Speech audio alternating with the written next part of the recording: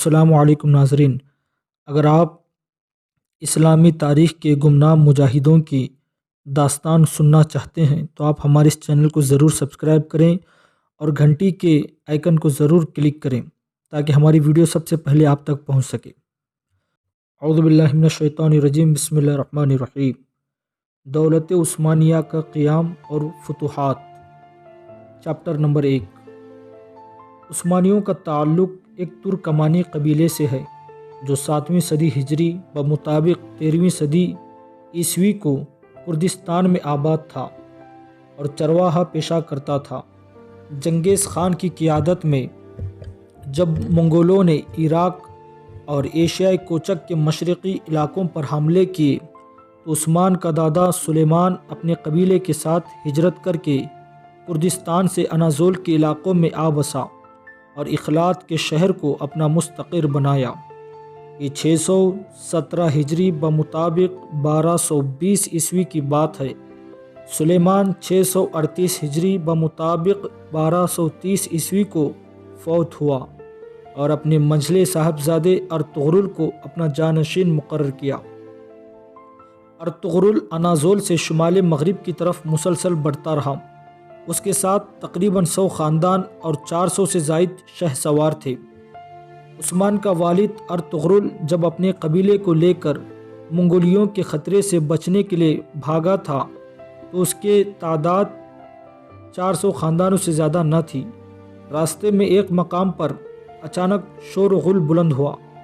Ertugrul جب قریب پہنچا تو دیکھا کہ مسلمانوں اور نصرانیوں کے درمیان جنگ کا میدان گرم ہے اور بازنتی عیسائی مسلمانوں کو پیچھے دھکیل رہے ہیں۔ ارطغرل کے پاس اس کے علاوہ اور کوئی چارہ کار نہیں تھا کہ وہ پوری شجاعت اور بہادری کے ساتھ آگے بڑھے اور اپنے ہم مذہب اور ہم عقیدہ بھائیوں کو اس مشکل سے نکالے۔ ارطغرل نے اس زور سے حملہ کیا کہ نصرانیوں کے پاؤں اکھڑ گئے اور اس کی پیش قدمی مسلم لشکر کی فتح کا سبب بن گئی۔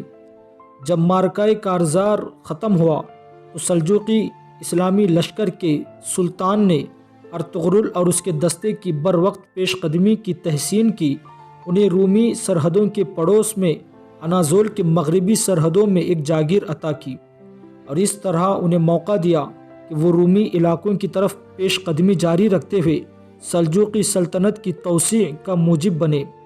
سلجوقیوں کو ارطغرل اور اس کے قبیلے کی صورت میں ایک طاقتور حلیف مل گیا جس نے رومیوں کے خلاف جہاد میں ان کا پورا ساتھ دیا۔ اس ابھرتی ہوئی سلطنت اور سالجقہ روم کے درمیان ایک گہرا تعلق پیدا ہو گیا جس کے سبب رومی تھے جو ان کے مشترکہ دشمن تھے اور عقیدہ و مذہب میں دونوں کے مخالف تھے۔ ارطغرل جب تک زندہ رہا محبت کا یہ تعلق باقی رہا، حتیٰ کہ جب 699 ہجری بمطابق 1299 عیسوی میں اس کا وصال ہوا تو اس نے اپنے بیٹے عثمان کو اپنا نائب مقرر کیا اور عثمان ارض روم کی طرف پیش قدمی کر کے سلجوقی سلطنت کی توسیع کی سابقہ پالیسی پر قائم رہا۔ یہ تھی سلطنت عثمانیہ کی شروعات کی چند باتیں۔ اگر آپ کو یہ ویڈیو پسند آئی تو لائک کریں، شیئر کریں، چینل پر نئے تو چینل کو سبسکرائب کریں اور کمنٹ میں اپنی رائے کا اظہار کریں۔ اگر اسی طرح آپ سلطنت عثمانیہ کے بارے میں معلومات حاصل کرنا چاہتے ہیں تو آپ ہمارے چینل کے ساتھ بنے رہیں۔ السلام علیکم ورحمۃ اللہ وبرکاتہ۔